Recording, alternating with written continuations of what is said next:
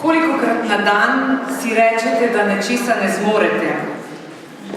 Kolikokrat si uničite svoje počutje ali dan zaradi malih in nepomembnih reči? Kolikokrat svojim partnerjem in otrokom poveste, da jih imate radi? Kolikokrat vidite stvari črne, čeprav sploh niso? Naj bo to moj uvod v naslednjih 45 minut. Na oder vabim Primoža Jeraliča, svojo zgodbo pa bo povedal sam. En aplavz, prosim.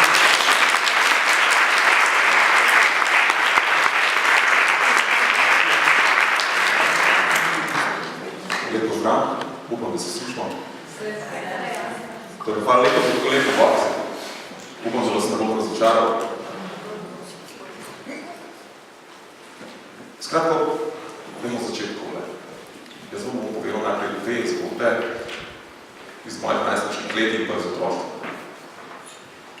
V zgodnih najstniških letih je oče meni pravi, da taka zelo veliko plastično vrečo. In je rekel, ker ta vreča ne bo polna bazgovih cvetov, ne smeta priti domov. In z bratom treba res pobirati te bazgove cvetove, jih nabirala, pomoja, da se vam nabrala že pol golenske. Ampak vreča ne bi hvatila biti polna. Hvatila se pa jaz pomislila ene zelo enostavne rešitve. Očitno je bila vreča prevelika, pa sem se odločil, da je 15 cm na vrhu vreča. In gleda zlomka vreča je bila takoj polna. Pripeljala tole vreča z bratom domov, oče v započetku, prosto bi tam nabrala. Milo, ja, seveda. In to veselje trajalo kar časa, pa mi gotovo, da sem vreča odtrgla, ampak to je ena druga zgodba. Ta druga pa je, ko je bilo eno popoldne in dobito moja starša en klic iz trgovine pod našo hišo in vas pa vprašam trgovec, reče, Janis, nekdo je splezal čez balkon, pa bom imel hišo, da če pa razgledam. Ne, skepis, da sem naš tam malke svet po balkonu plezal. Skratka, tega zgodbo opisujeta to, kakšen sem razbil, oziroma kakšen sem. Navihan, razigran, mojim staršem je bilo nikoli dolg čas z mano, pa meni tudi ne. Nisem poznal težav, pa problemov, ampak vse sem imel kot nek izziv. Prihajam iz delovske družine in starša sta naučila, da delo kakšen kol želje spoštovanja vrede. Da je potrebno garati, da je potrebno delati in prišli bojo tudi rezultati. Kaj so te počitnice, sem ponovadi zvedel šele 1. septembra, ko sem se vrnil v šolo. Ko so mi sošolke pa sošolci govorili, kje so bili, pa kaj so počeli, pa kako so se bili. Se ne reče, da mi nismo kdaj šli doma, ampak da smo se vzeli trenutek zase, je bila prej izjemna kot kaj drugega. Kot mlad sem bil ambiciozen, imel sem cilje, imel sem vizijo, ni bilo tako visoke meje, da ne mogo preskočiti. In takrat sem imel počutek, da lahko svet dvignem za eno roko. Imel sem že službo odgovorjeno, sem še študij bil treba zaključiti. Do takrat delal prek študenta in sicer zdaj sem delal v smučarski šoli na Krvavcu. Delal sem prek študenta med študijem za tega, da sem razbremenil starša. In imel sem za sabo že 50 dni smučarskih.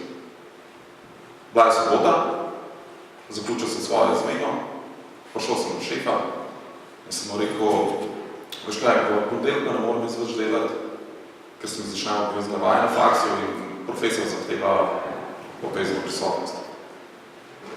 Pa me prosil rekel, le Primož, dej, nimam dal skadra, dej sem še ponedeljku deliti, pa bom pa zaključil, ker je sezona že konc. Še nedeljo začer v skupnih prostorih smo smučarski kolegi pomerjali tak prezrkavnik je bil, želvica, zaščita za hrbet. In tega takrat v Sloveniji nismo mogli kupiti, ampak smo mogli naučiti iz Avstrije. In so rekel, wow, to pa super zadeva, to pa še zdaj sem naučil. Bilo je leta 2008, 25. februar, bil ponedeljek, ura je bila 9:45. Kot tokrat do takrat sem se tudi takrat spuščal po urejenem delu smučišča na Krvavcu. Bil je dan dan. Brez vetra, brez oblačka, sine modro nebo. Prvi sem bil na progi. Toplo je bilo, mogoče noč ni preveč toplo za tisto februarsko jutro. Ampak jaz sem užival v progi. Smučal sem, zavijal levo, desno, levo, kje je svoboda, desno, levo. In kar naenkrat me južen sneg zagrab, zgubim ravnoteže, bam, padec. Zgodilo se v trenutku. Ko se zavem, se držim ograje. Držim se ograje in probam vstati. Ampak ne gre. Fak, ne gre. Probam še enkrat, ne gre.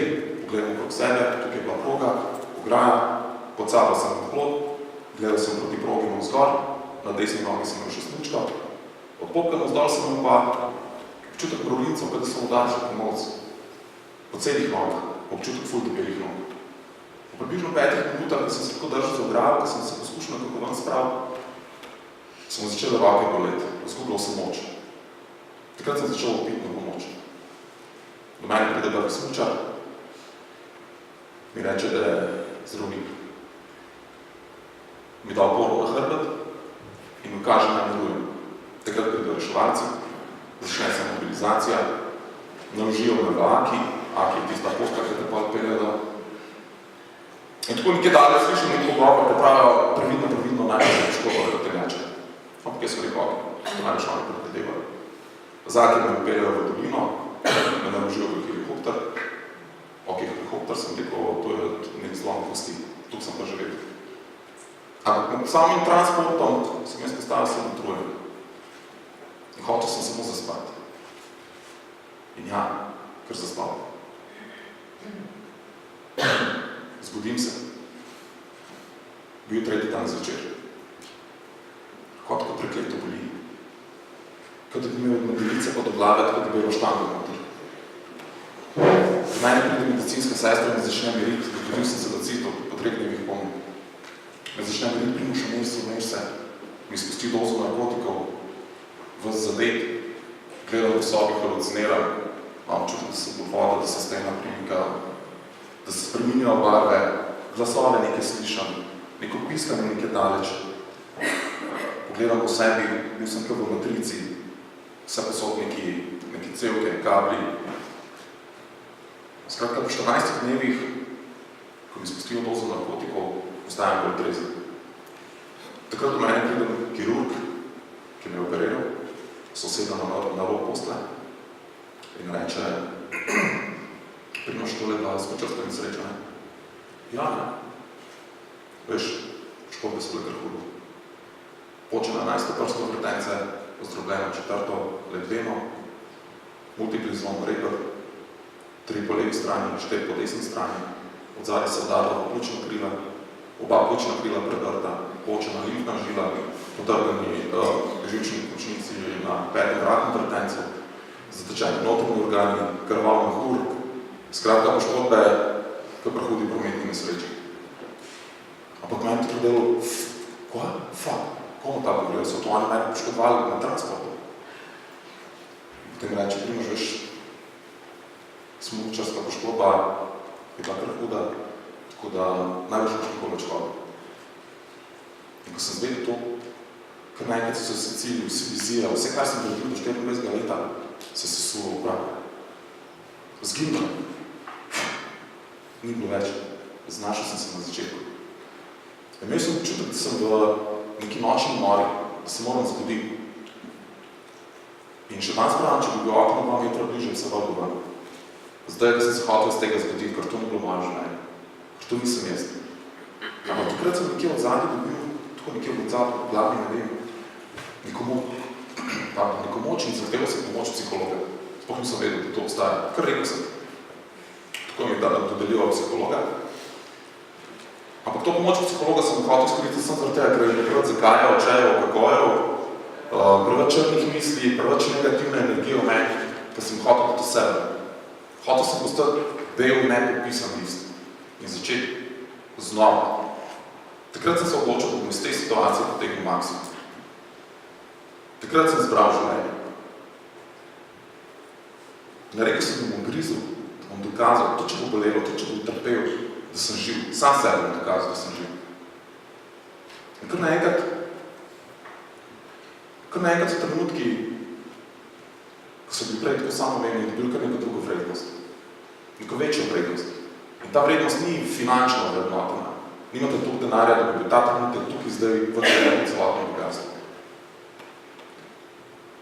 Po uspešni rehabilitaciji 6 tednov kliničnega centra, 4 mesece v Risoče, sem nadaljeval tudi doma, sem se sobo prevodil v fitness, ker sem želel čim prej priti fizično nazaj, da bom lahko sploh še kaj počel.